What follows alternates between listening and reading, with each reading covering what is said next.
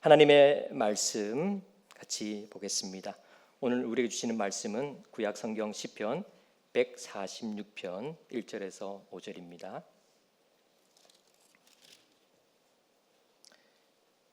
시 146편 1절에서 5절의 말씀, 146편 1절에서 5절의 말씀 한 절씩 교독하겠습니다. 할렐루야, 내 영혼아 여호와를 찬양하라.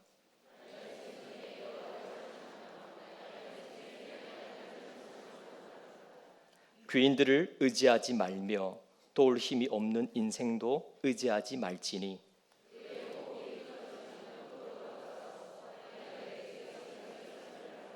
함께 읽습니다. 야곱의 하나님을 자기의 도움으로 삼으며 여호와 자기 하나님에게 자기의 소망을 두는 자는 복이 있도다. 아멘. 사랑하는 성도 여러분, 행복하기를 원하십니까?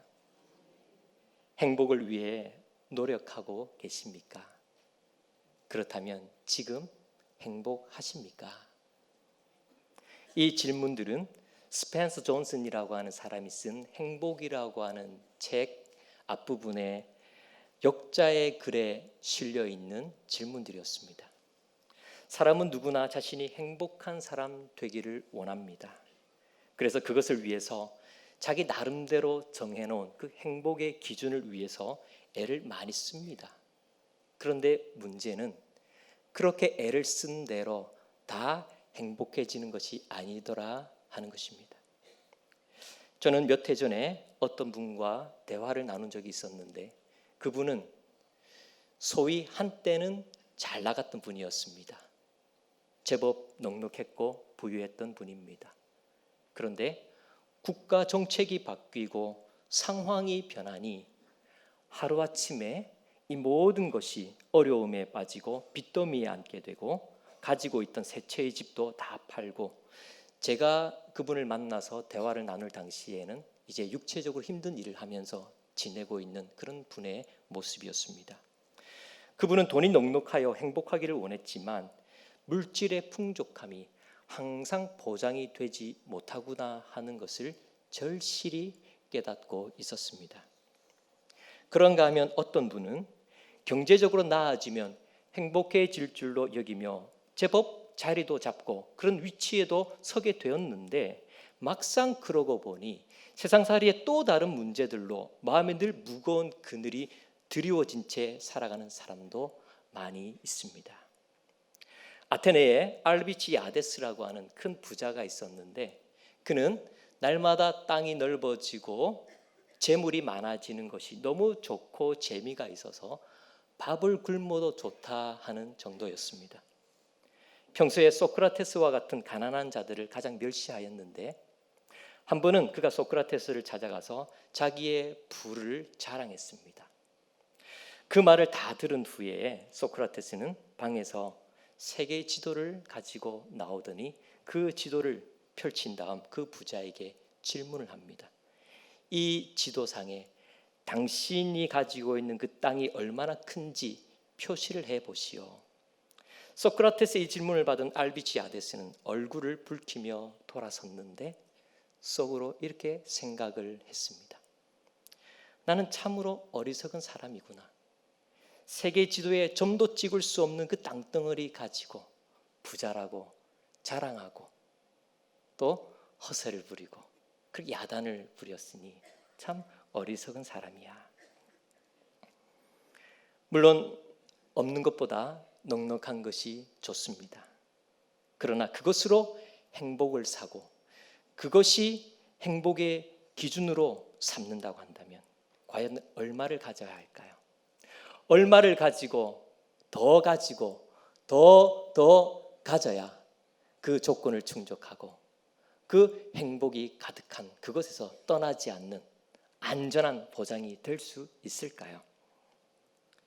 또 어떤 사람은 우리가 어떤 목표를 향해 가면서 그 목표를 성취하면 바로 거기에 참된 행복이 있을 줄로 생각을 합니다.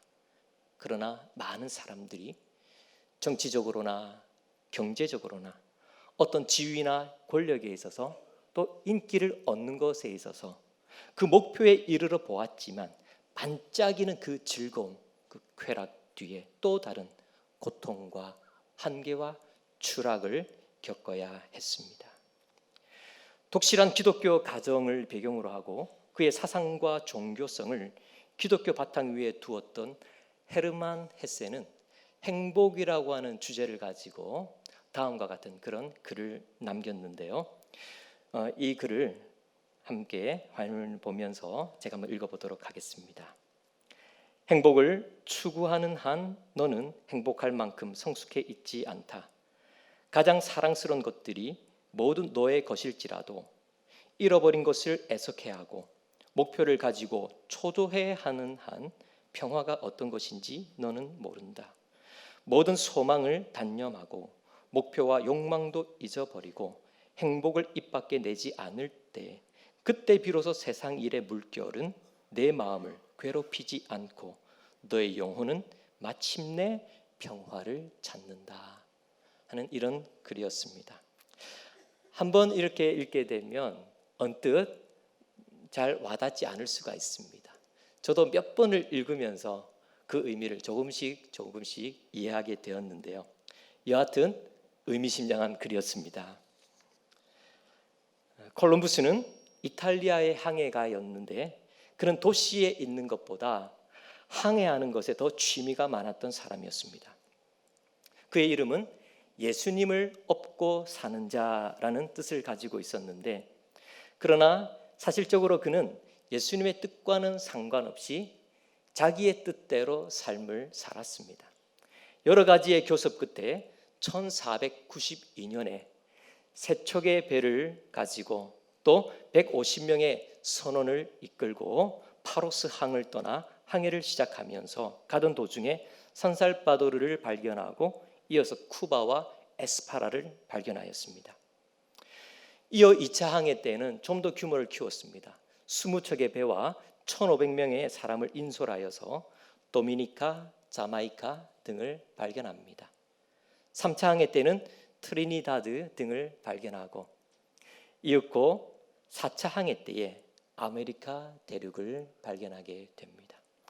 그는 이와 같이 계속적인 목표를 향해서 항해하며 그 목표들을 하나하나 이루어 갔습니다. 그런데 이런 일들이 그에게 영원하고 진정한 기쁨을 주지는 못했습니다. 그는 죽기 전 마지막 14년 동안 그의 이름처럼 비로소 예수님을 믿었습니다. 그리고 이런 유언을 남깁니다. 내가 가장 행복했던 때는 그 수많은 목표를 성취해 갔을 때가 아니라 예수님을 믿는 14년간이었다. 물론 우리 인생에 목표가 있어야 하고 그것을 향해 달려가는 것이 필요하지만 그러나 그것도 참되고 궁극적인 행복의 조건은 되지 못합니다. 그러고 보면 이 참된 행복을 위해서 어디에 절대적인 가치와 기준을 어디에 그 중심을 두는가 하는 것은 매우 중요한 것이라 하는 것을 알게 됩니다. 그러면 오늘 본문의 말씀은 어떻게 하면 변하지 않고 사라지지 않는 참된 행복을 가질 수 있을지, 그런 행복을 가진 참된 행복자는, 최고의 행복자는 어떤 사람인지, 말씀이 어떻게 우리에게 가르쳐주고 있는지 함께 살펴보겠습니다. 먼저 오늘 본문 말씀 146편 5절의 말씀을 함께 읽도록 하겠습니다. 야곱의 하나님을 자기의 도움으로 삼으며 여호와 자기 하나님에게 자기의 소망을 두는 자는 복이 있도다. 아멘. 오늘 말씀이 우리에게 보여주고 있는 최고의 행복자는 첫째, 하나님을 자기의 도움으로 삼는 사람입니다. 하나님을 자기의 도움으로 삼는 사람. 우리 계속해서 시 121편 1절로 4절까지의 말씀을 함께 읽도록 하겠습니다. 내가 산을 향하여 눈을 들리라. 나의 도움이 어디서 올까? 나의 도움은 천지를 지으신 여호와에게서로다. 여호와께서 너를 실족하지 아니하게 하시며 너를 지키시는 이가 졸지 아니하시리로다. 이스라엘을 지키시는 이는 졸지도 아니하시고 주무시지도 아니하시리로다. 아멘. 하늘과 땅을, 이 광활한 우주의 수많은 별들을, 아름답고 조화로운 이 온 세계를, 신비로운 생명과 우리 인생을 지으시고 지금도 주관하시는 하늘의 하나님은 우리의 완전한 도움이 되시는 분인 줄로 믿습니다. 할렐루야. 기드온과 300명의 용사에게 하나님이 함께 하시고 하나님이 그들의 편이 되셔서 도우시니 수많은 미디안 사람들을 한 사람 치듯 승리할 수가 있었습니다.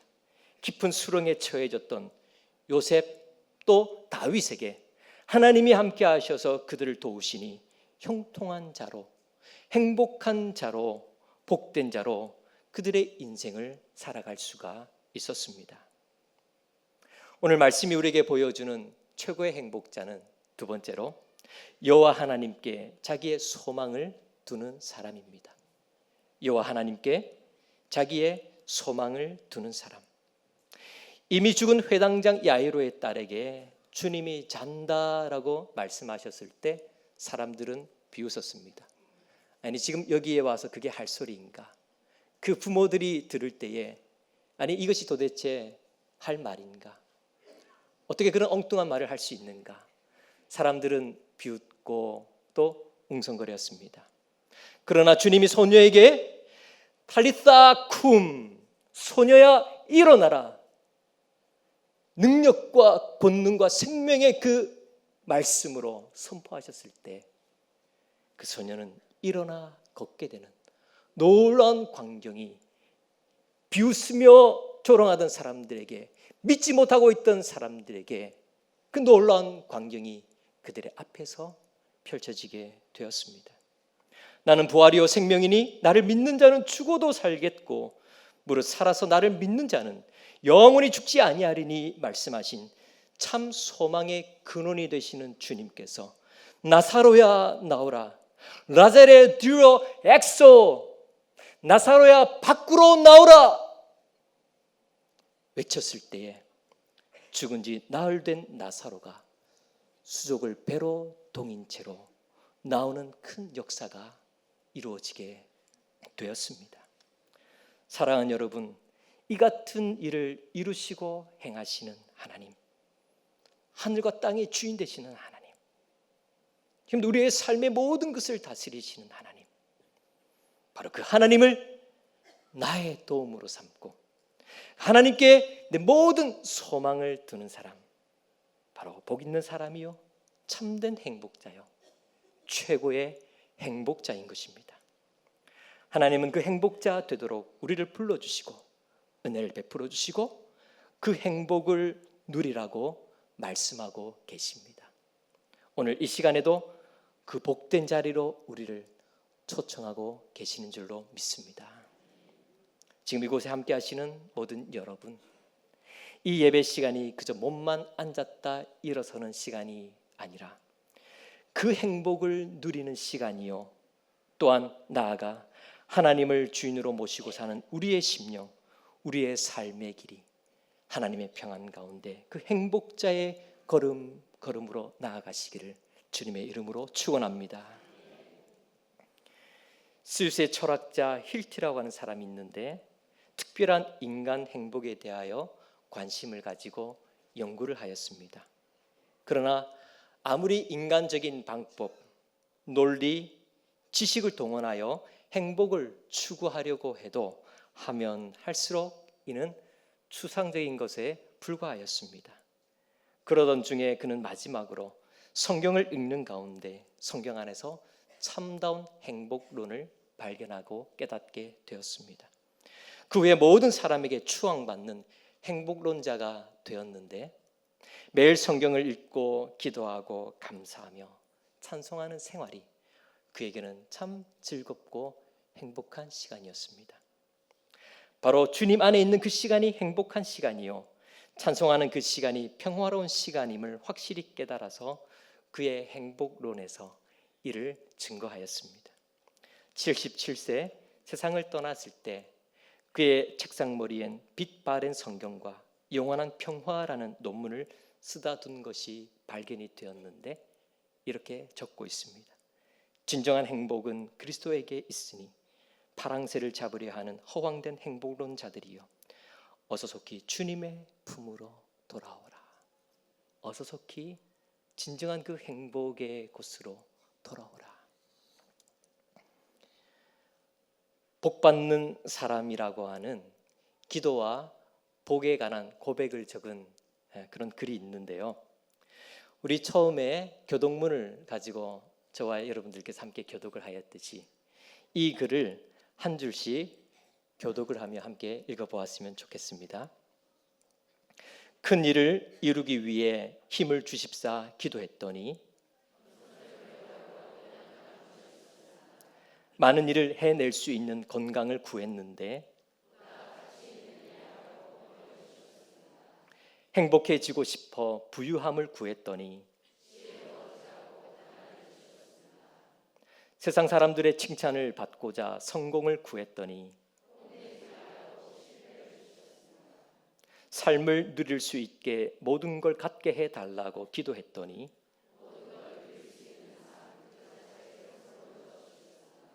구한 것 하나도 주시지는 않았지만 하나님 뜻을 따르지 못하는 삶이지만